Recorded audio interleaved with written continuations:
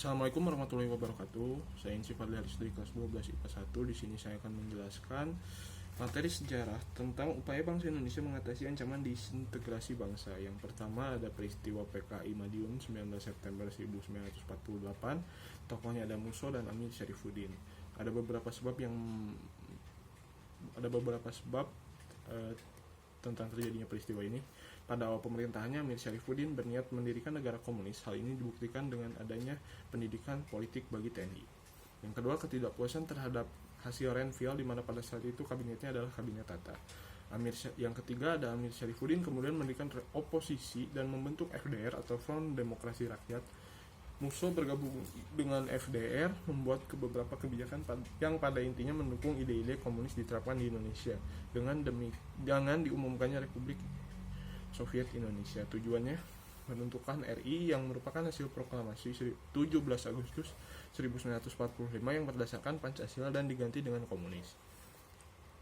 Cara upaya mengatasinya, Soekarno-Hatta melalui pidatonya memberikan pilihan kepada rakyat untuk memilih antara Soekarno-Hatta atau PKI Musso. Yang kedua, Panglima Besar Jenderal Sudirman memerintahkan Kolonel Gatot Subroto dan Soekarno mengerahkan pasukan TNI. Madiun berhasil direbut pada tanggal 30 September 1948. Yang kedua ada peristiwa Darul Islam Tentara Islam Indonesia atau DITI terjadi pada tanggal 7 Agustus 1949. Tokoh Sekar Madi, Maridian Kartosuwiryo. Ada satu sebab yang jadi masalah ini, penolakan Kartosuwiryo terhadap perjanjian Renville yang mengharuskan TNI di daerah kantong hijrah ke Yogyakarta. Pada waktu itu Kartosuwiryo berada di Jawa Barat dan memproklamasikan berdirinya Negara Islam Indonesia atau NII. Cara mengatasinya, operasi militer tanggal 27 Agustus 1949 atau dikenal dengan Operasi Baratayuda. Yang kedua ada di Jawa Tengah, terjadi pada tanggal 23 Agustus 1949. Tokoh masih Amir Fattah dan Kian Sumalungu. Sebabnya adanya persamaan ideologi antara Amir Fattah dengan SM Kartosuwiryo, yaitu keduanya menjadi pendukung ideologi setia Islam. Amir Fattah dan para pendukungnya menganggap bahwa aparatur pemerintah RI dan TNI yang bertugas di daerah Tegal Brebes telah dipengaruhi oleh orang-orang dan mengganggu perjuangan umat Islam.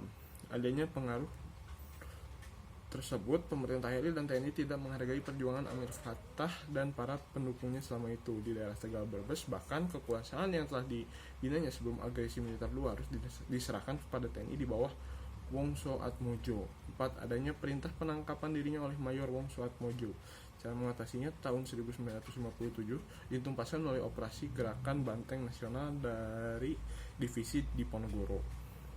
Yang ketiga di Aceh, terjadi pada tanggal sekian. Pemberontakan DITI di Aceh dimulai dengan proklamasi Daud Berrueh bahwa Aceh merupakan bagian negara Islam Indonesia dan di bawah pimpinan Imam Kartosuwiryo pada tanggal 20 September 1953. Di Sulawesi Selatan terjadi pada tanggal 17 Agustus 1951. Tokoh Kahar Muzakar. Sebab pada tanggal 30 April 1950 Kahar Muzakar menuntut kepada pemerintah agar pasukannya yang bergabung dalam Komando Gerilya Sulawesi Selatan dimasukkan ke dalam Angkatan Perang Republik Indonesia Serikat atau APRIS. Tuntutan ini ditolak karena harus melalui penyaringan. Cara mengatasinya, operasi militer.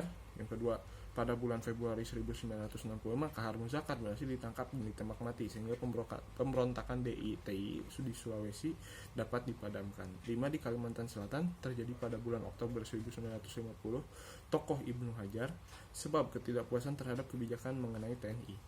Cara mengatasi, dalam menghadapi gerombolan DITI tersebut, pemerintah pada mulanya melakukan pendekatan kepada Ibnu Hajar dengan diberi kesempatan untuk menyerah dan akan diterima menjadi anggota ABRI. Ibnu Hajar sempat menyerah, akan tetapi setelah menyerah dia kembali melarikan diri dan melakukan pemberontakan lagi, sehingga pemerintah akhirnya menugaskan ABRI, TNI Polri untuk menangkap Ibnu Hajar pada akhir tahun 1959. Ibnu Hajar beserta seluruh anggota gerombolannya tertangkap dan dihukum mati. Ada pemberontakan Andi Aziz terjadi pada 5 April 1950. Tokoh Andi Aziz sebab menuntut agar pasukan bekas KNIL saja yang bertanggung jawab atas keamanan negara di Indonesia Timur, menentang masuknya pasukan APRIS dari TNI, mempertahankan tetap berdirinya negara Indonesia Timur.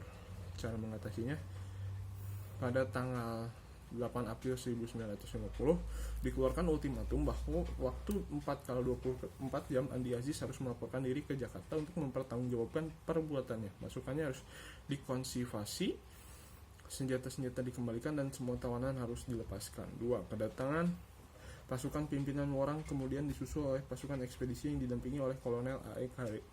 Kawilarang pada tanggal 26 April 1950 dengan kekuatan 2 brigade dan 1 batalion, diantaranya adalah Brigade Mataram yang dipimpin oleh Letnan Kolonel Soeharto. Kapten Andi Aziz dihadapkan ke pengadilan militer di Yogyakarta untuk mempertanggungjawabkan perbuatannya dan dijatuhi hukuman.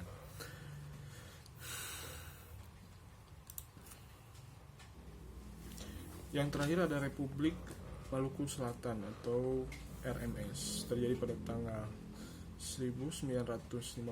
Tokoh Sumokil J.H.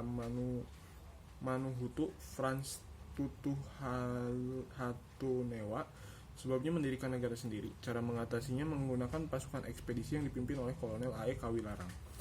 Dan terakhir ada PRRI atau Persmesta awal peristiwa. Pemerintahan Revolusioner Republik Indonesia atau biasa disingkat dengan PRRI merupakan salah satu gerakan pertentangan antara pemerintahan daerah dengan pemerintahan pusat di Jakarta yang dideklarasikan pada tanggal 15 Februari 1958. Tokoh dengan keluarnya ultimatum dari Dewan Perjuangan yang dipimpin oleh Letnan Kolonel Ahmad Hussein di Padang, Sumatera Barat. Sebabnya konflik yang terjadi ini sangat dipengaruhi oleh tuntutan keinginan adanya otonomi daerah yang lebih luas. Selain itu, ultimatum yang dideklarasikan itu bukan tuntutan pembentukan negara baru maupun pemberontakan, tetapi lebih kepada konstitusi yang dijalankan. Pada masa bersamaan, kondisi pemerintahan di Indonesia masih belum stabil pasca agresi Belanda. Hal ini juga mempengaruhi hubungan pemerintah pusat dengan daerah-daerah serta menimbulkan berbagai ketimpangan dalam pembangunan, terutama daerah di luar Pulau Jawa dan sebelumnya bibit-bibit konflik.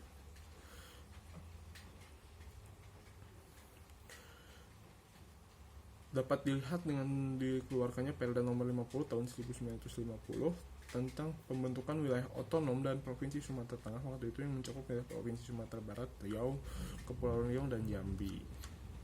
Sekian dari saya, mohon maaf bila ada kekurangan. Terima kasih. Wassalamualaikum warahmatullahi wabarakatuh.